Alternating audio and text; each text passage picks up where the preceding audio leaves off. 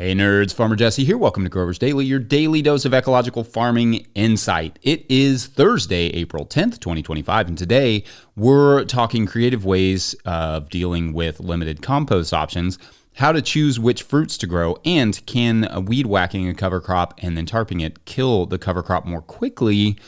The answer may surprise you, or maybe not. We'll find out, so let's do it.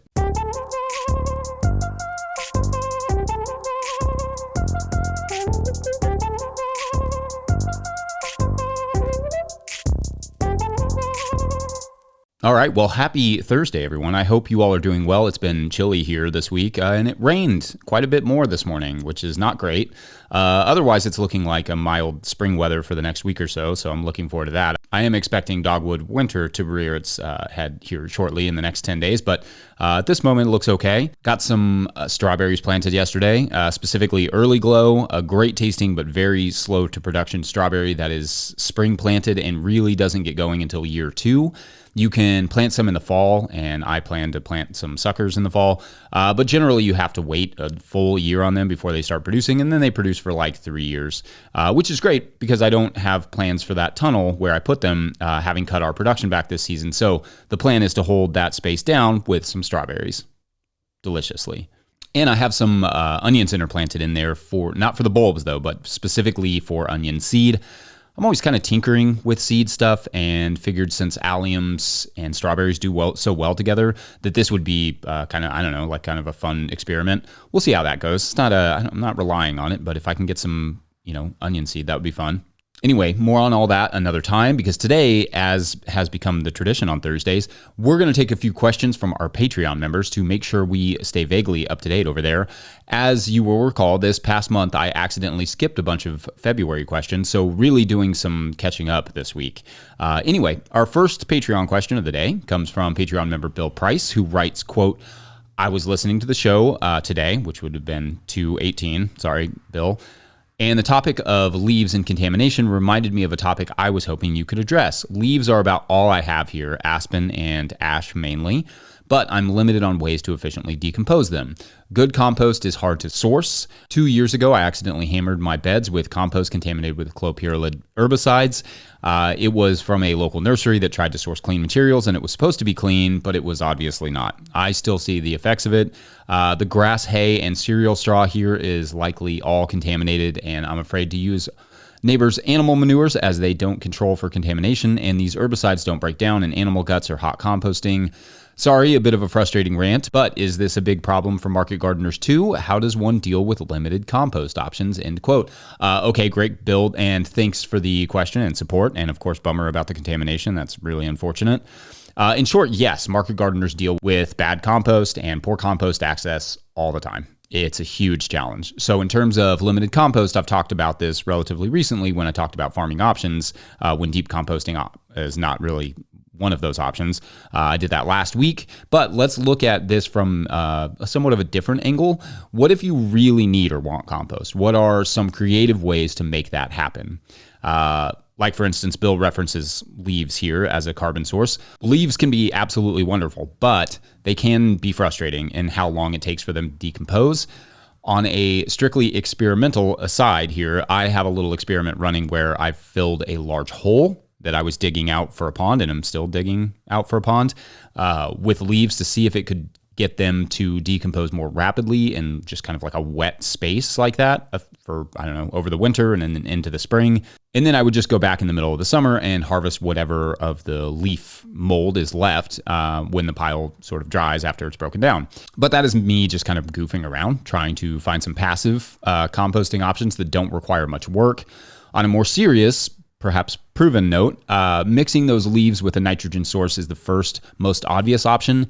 It doesn't have to be your neighbor's manure, though, i.e. you could find some organic blood meal or fish scraps or whatever you have locally that isn't sprayed, mix it in with the leaves and let that compost and then cure just like a normal compost pile would.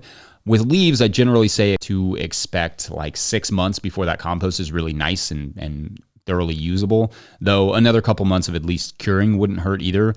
Another option that doesn't require turning is in-bed composting, like lasagna gardening, for instance, where manure or whatever the nitrogen source is stacked between layers of carbon, like straw, or in your case, perhaps leaves, and left to decompose. Kept moist, often under a tarp, and it's just left that way for several months. An example of this is Ben Hartman of Clay Bottom Farm and the Lean Farmer. Says he takes like a bed every year, maybe multiple beds a year, and dumps garden scraps like greens after they have flipped a bed onto the top of the bed, then covers it with a small tarp, well pinned down just for the wind. And they leave that for several weeks to sort of decompose the material right there on top of the bed surface. So for those with limited composting options, that could be a good way to replenish old beds. Succulent greens will break down faster than, say, grass clippings, and not to mention contain fewer weed seeds. But early season grass clippings also can be, before the weed seed has potentially set in, could also be a really good option for nitrogen. That green grass is full of nitrogen. Once the clovers and dandelions and grasses have set their seed, though, grass clippings are compost only fodder. Like they have to be hot composted to get rid of the weed seed risks. There really is no one easy answer to this, but as I always say, look around and see what organic resources are being wasted in your area. Maybe it's spent brewery grains that can be worked into compost piles, or spoiled hay that can be composted, or leaves, or maybe even seaweed for some of you. One person's trash can be another person's soil amendment, as the saying goes.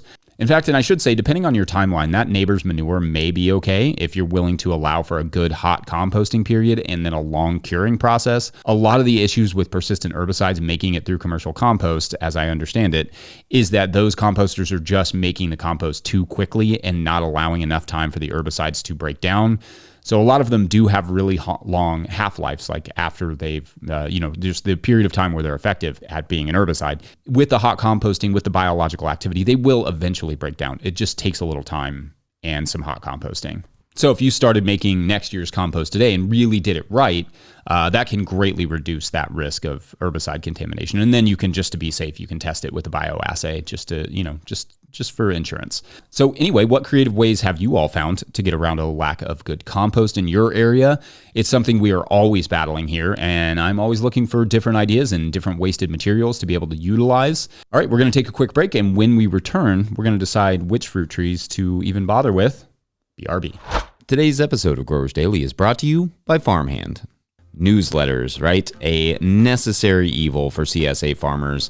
Join Farmhand and real CSA farmers on April 11th for a free digital workshop where they'll share strategies they use to turn their newsletters into powerful sales tools. Get the secrets and go-to templates for success when you register for the free workshop today at farmhand.partners/newsletter. That's farmhand.partners/newsletter. And I'll put the link in the show notes. All right, back to the show. If you, the listener, are enjoying this content, getting even a small amount of value from it, consider supporting our work over at patreon.com/no-till-growers. I will try to get to questions from everywhere that questions come in, but I will always get to your Patreon questions. Now, today's second Patreon question comes from Patreon member Emery Brandon, who asks, quote, question 1, what fruit trees do you recommend growing, and any insight there? Question 2, I'm a graphic designer wanting to do more freelance work for farmers. Do you think cold emailing specific farms is the best way to get my services in front of someone? End quote. Okay, so great couple of questions there. Let's start with question 1 about fruit trees. Annuals are nice because, for the most part, with a little finagling, you can grow most annual vegetable crops in most regions with a handful of exceptions, or possibly some different infrastructure here or there. Perennials are a harder ask in that way. By and large, your region is going to determine which perennials you are going to be able to grow, and that is especially true with trees that can't be easily fit inside of a greenhouse necessarily. So the first question I would ask you is where you live. What is your growing region and hardiness zone? Like, I would love to grow citrus here in Kentucky, zone 6B, as I've talked about probably way too much at this point, but there's not much in the way of citrus that can withstand our cold, not citrus that I love, and certainly not after the January that we had. So what I would do is look around and ask around, possibly with nearby nurseries, and see what can be reliably grown in your region. You may find that you can only really grow a couple different tree fruits in your region, which will help narrow it down a lot. Or you may live in California where you can grow basically 100 different types of fruit, and in which case, just pick whatever one you like most. Also, think about what you may want to do with it or want it for. If it's something you want to sell, something you want to store for winter, something you want to turn into something else like jams or ciders, all of that should play a role in which ones you choose. What does that market look like for the fruit or that product? That's all important as well. What about harvesting, processing, ground preparation? What are the details? Like some sites may not be good for some fruits. So how your ground lays, whether it's north facing, south facing, all those things could play a factor. For me, I would go through and make a general enterprise budget, yes, even for a backyard scale, and figure out how much it is going to cost to properly manage X number of trees. In an enterprise budget, basically just outlines all the costs. So what will you need to buy? How much will the fruit trees cost? How much will the storage and harvest equipment cost, etc.? Figure out roughly what the startup cost is and what the year-to-year cost will be for management. It may be a scary number for, say, 10 trees, but also you may have 5 years or more before you really have to build the storage or buy the harvest bins, because trees are mockingly slow into production. So the cost can be spread out over time. Also, since you asked for further insights, buy stuff that makes sense for your other goals. Like if you want to plant them around a garden, don't, for instance, maybe buy like cherries or some other trees that may sneak their roots in there more readily. Plan out where you are going to plant them based on how they may or may not add shade to the garden or interact with it. Like I mentioned, do a little market research and figure out what is in abundance locally and what is not. That will tell you what's worth, especially if you plan on selling it. That'll tell you what's worth growing and what's maybe not worth growing. Or if you don't plan to sell much or any of it, what do you like? You may be interested in making some hard cider or something. You can technically do that with like apples and pears and for Perry, for instance, but the types that are good for eating are not the ideal varieties for making ciders and Perrys. So like if your goal is to make something like that, you probably want to get the pears that are better for that sort of thing, that have, higher acidity or whatever is required. Plus, if you don't like pears, and you don't plan to sell them, don't grow them. Even if that's what makes sense for you and your region. It may end up being more trouble than it's worth, and also you may end up wasting a lot of pears. Instead, invest in some perennial natives and let those things go to town, beautifying the area and feeding beneficials. Now, for question 2 about doing freelance graphic design for farmers, that could honestly be pretty helpful for some growers, especially those just wanting to, just starting out or wanting to rebrand. I don't think it hurts to send someone an email or message with some samples and just say, hey, I'm a graphic designer. If you or anyone you know might need some design, here's my info. Generally, farmers just use the people they know, or they ask other farmers who they used. As you probably know, getting a good brand and logo is important, but more often than not, farmers are just kind of going to the nearest possible option. So yeah, just be that nearest possible option, and that will help. Go hand out some business cards at market while supporting those farmers and not getting in between them and sales, of course. Running any small business is a grind, but once you get in the door at a few farms, other farmers might call because, well, we usually just ask our friends where they got their branding done. So anyway, I hope some of that was helpful. We will take one last question with a little read from our friends at Rimmel Greenhouses. Whether you're growing tomatoes for market, flowers in the spring, or vegetables for your family, or in our case today, strawberries, a high tunnel protected from the weather provides the right environment for a harvest you can count on. Rimmel Greenhouses are strong, durable, and easy to assemble, offering the quality that you need to grow productively year-round. The team of experts at Rimmel Greenhouse Systems will be your trusted partners to ensure you get exceptional value from your greenhouse or high tunnel investment. Visit Rimmel.com today to get growing.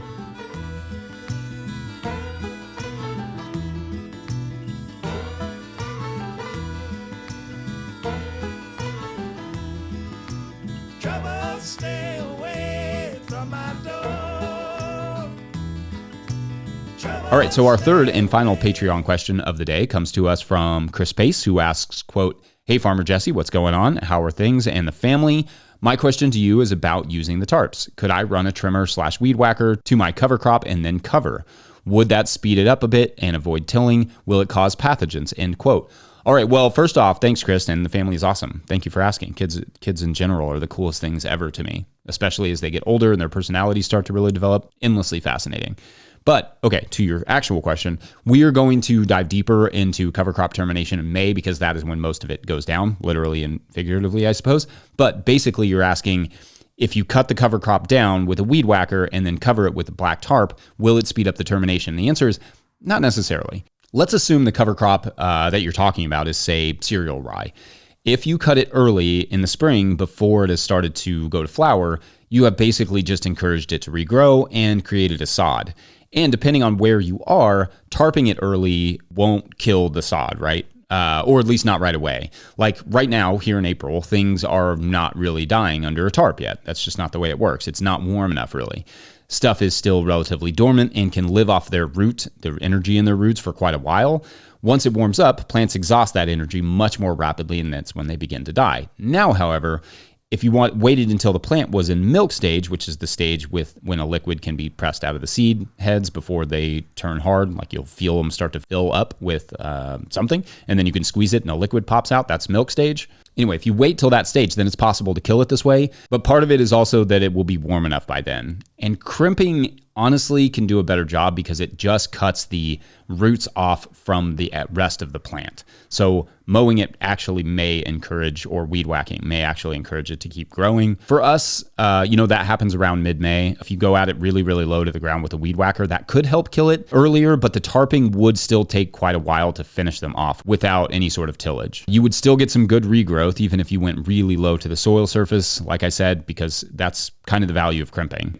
There is no quick and easy way to kill cover crops early. They really require proper planning and a good termination strategy. As for pathogens, that doesn't worry me so much. I don't see any reason they would cause pathogens unless the cover crop shares a pathogen with the cash crop, which more often than not is not the case because we're not growing, that's part of why we plant different crop species as cover crops than we plant as cash crops. They don't share diseases as much. So there's a bonus there. Termination and all that good stuff is something we will definitely cover more in depth in the near future. So stay tuned. Otherwise, let's call it a Thursday. Don't forget, we are now officially a 501c3, so donations are tax deductible and greatly appreciated.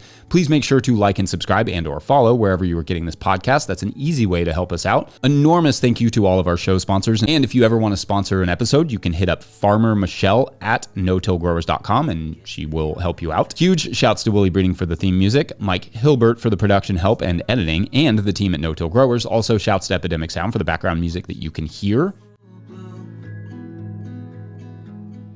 Let that one breathe for a second. Pick up a copy of the Living Soil Handbook or the Seed Farmer at no-tillgrowers.com to support our work.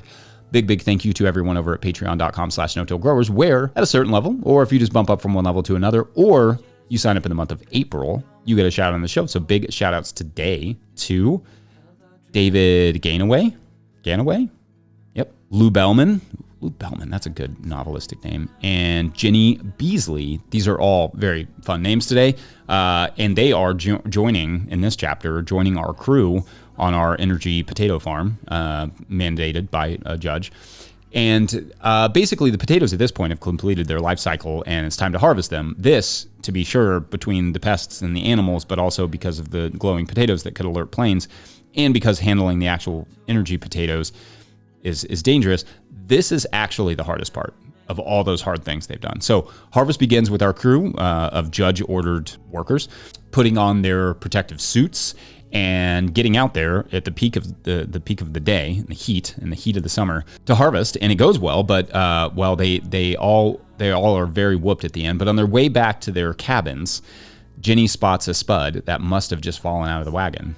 And Jenny turns to her crew, Lou and David, and asks, and just says, point blank, like, we kind of have to eat this, right?